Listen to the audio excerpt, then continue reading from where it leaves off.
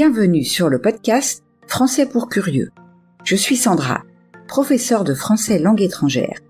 Et ici, je vous parlerai des aspects intéressants, divertissants ou même étranges des cultures françaises et francophones. Bonjour à toutes et à tous, j'espère que vous allez bien cette semaine et que vous êtes en pleine forme. Aujourd'hui, nous allons commencer un tour dans les régions françaises. Au niveau administratif, il y a 13 régions en France. Mais je souhaite vous faire découvrir des aspects curieux de différents endroits. Partons donc en Normandie, ma région de naissance, raison pour laquelle nous commençons par ici. Nous commencerons par un tour historique, puis nous parlerons de gastronomie.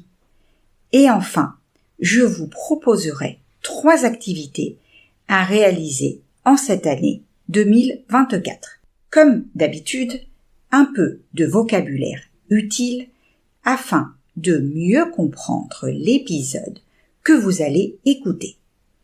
Un enjeu. Ce que l'on peut gagner ou perdre dans une compétition par exemple. Le bûcher. Il s'agit d'amas de bois sur lequel on brûlait les morts ou les condamnés au supplice du feu. Un vétéran, c'est un soldat ayant accompli un long service. Un tribut, c'est une contribution payée à une autorité, un pouvoir. Sublimer, c'est un synonyme de magnifier.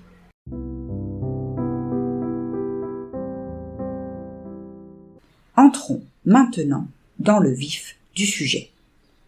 Région située au nord-ouest de la France, la Normandie est un pays de terre et de mer, doté d'une forte histoire. Conquise par les Vikings, elle a été un enjeu territorial entre la France et l'Angleterre pendant des siècles.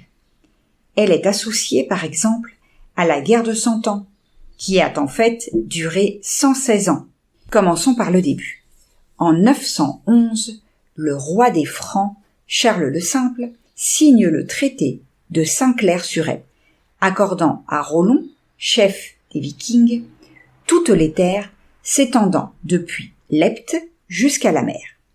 Les Vikings, devenus normands, entreprennent ensuite la réorganisation de ce territoire, préparant ainsi le terrain pour un futur grand homme, Guillaume le Conquérant, né à Falaise en Normandie.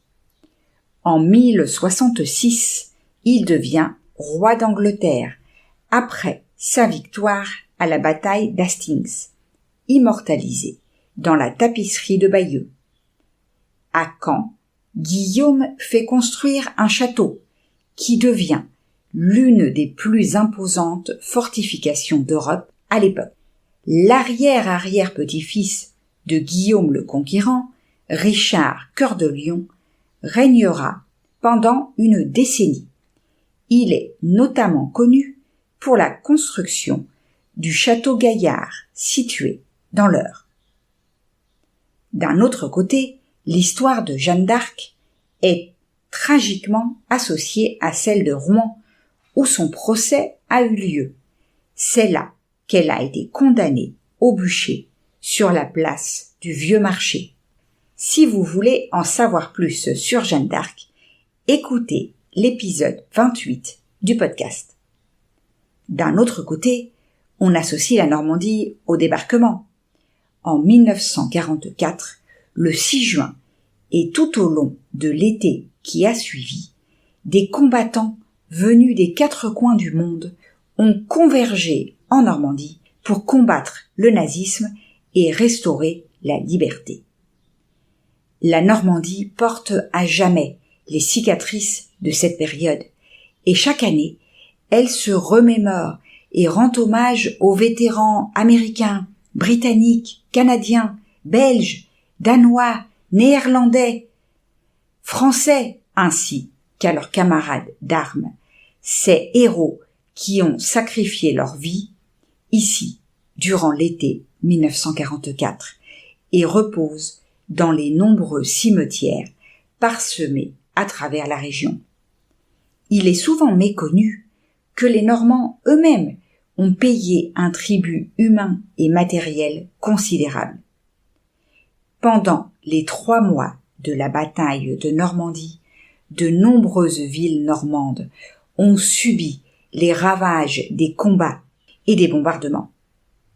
Dès la libération, il a fallu procéder au relogement et à la reconstruction. Pour plus d'informations sur le D-Day, écoutez l'épisode numéro 13.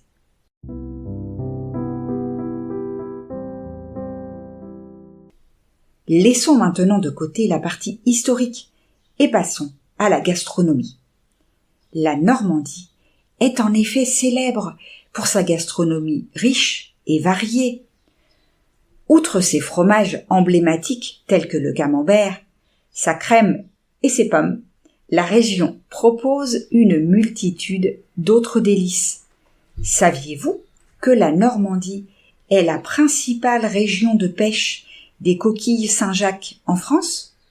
On y trouve également des huîtres, ainsi que des moules. Pour déguster ces spécialités, vous pouvez vous rendre dans les marchés locaux, les restaurants traditionnels, ou même visiter des exploitations agricoles et des fermes pour découvrir et déguster des produits frais et authentiques. De nombreuses villes et villages normands proposent également des festivals gastronomiques et des événements culinaires tout au long de l'année, offrant ainsi une occasion parfaite de savourer les délices de la région. Je vous citerai quelques spécialités salées et sucrées. Quand on évoque la gastronomie normande, la première image qui nous vient à l'esprit est incontestablement celle de ces célèbres fromages. Et nous sommes particulièrement gâtés avec 4 fromages bénéficiant de l'AOP, appellation d'origine protégée: le Neuchâtel, le Livarot, le Camembert et le Pont-l'Évêque. D'un autre côté, l'andouille n'est pas seulement un terme que l'on utilise pour taquiner quelqu'un qui nous agace, qui nous énerve. C'est avant tout une spécialité culinaire que vous allez certainement adorer ou que vous appréciez déjà. Cette charcuterie est originaire du bocage virois de la ville de Vire, située dans le sud-ouest de la Normandie.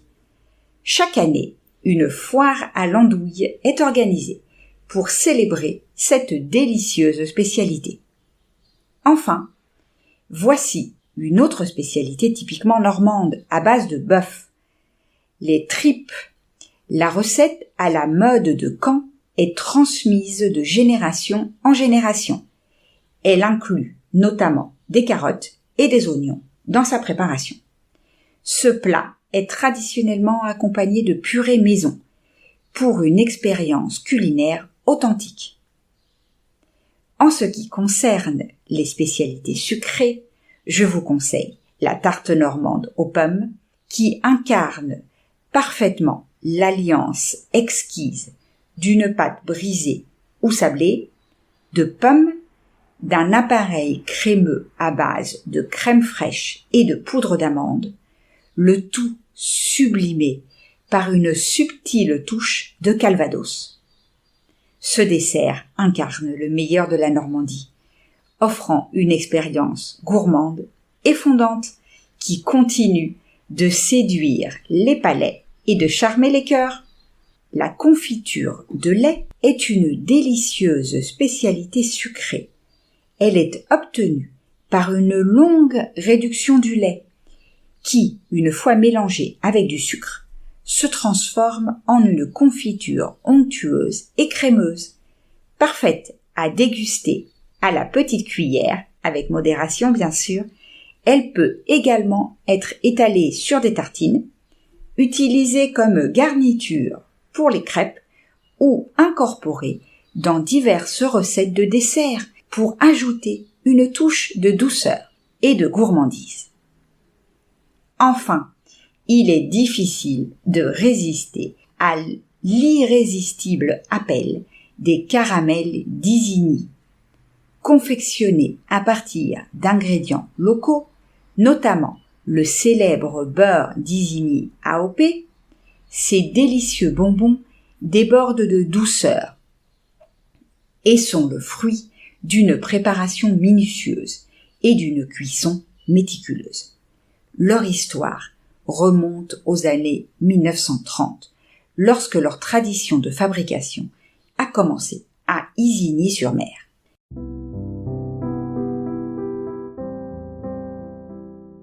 Parlons enfin des activités intéressantes à faire en Normandie en 2024. En connexion avec la partie historique, nous assisterons probablement au dernier grand anniversaire du débarquement en Normandie, en présence des vétérans, derniers témoins vivants de cet événement historique. Cette commémoration sera marquée par près d'une centaine de manifestations officielles et populaires. La cérémonie internationale aura lieu le 6 juin à Saint-Laurent-sur-Mer, dans le secteur d'Omaha Beach. Les festivités débuteront dès le mois de mars et se prolongeront jusqu'en octobre. Par ailleurs, la 5e édition du Festival Normandie Impressionniste, prévue du 22 mars au 22 septembre 2024, sera d'autant plus spéciale car elle coïncidera avec la célébration du 150e anniversaire du mouvement pictural impressionniste initié par des artistes de renom tels que Monet, Boudin, Renoir, Pissarro et bien d'autres. Enfin, chaque année, la cathédrale Notre-Dame de Rouen revêt son magnifique habit de lumière. Je vous invite à y participer dès le 24 mai pour assister à la projection d'un nouveau spectacle, Star and Stone, A Kind of Love, some say. Lorsque l'un des plus grands artistes contemporains rencontre la majestueuse cathédrale de Rouen, cela devient un événement historique. En effet, à l'occasion de Cathédrale de Lumière, la métropole Rouen-Normandie et le Festival Normandie Impressionniste ont confié au plasticien et metteur en scène américain Robert Wilson la création d'une nouvelle œuvre audiovisuelle projetée sur la façade de ce monument immortalisé par Claude Monet.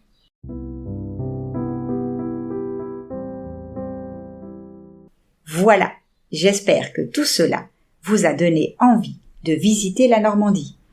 Merci d'avoir écouté cet épisode jusqu'au bout. Si vous avez aimé ce que vous avez entendu, je vous invite à laisser un message sur votre plateforme d'écoute préférée et à partager l'épisode autour de vous. Rappelez-vous que si vous voulez continuer à améliorer votre français, vous pouvez trouver la transcription sur mon site. Je vous laisse le lien dans la description. On se retrouve la semaine prochaine pour parler de la Bretagne.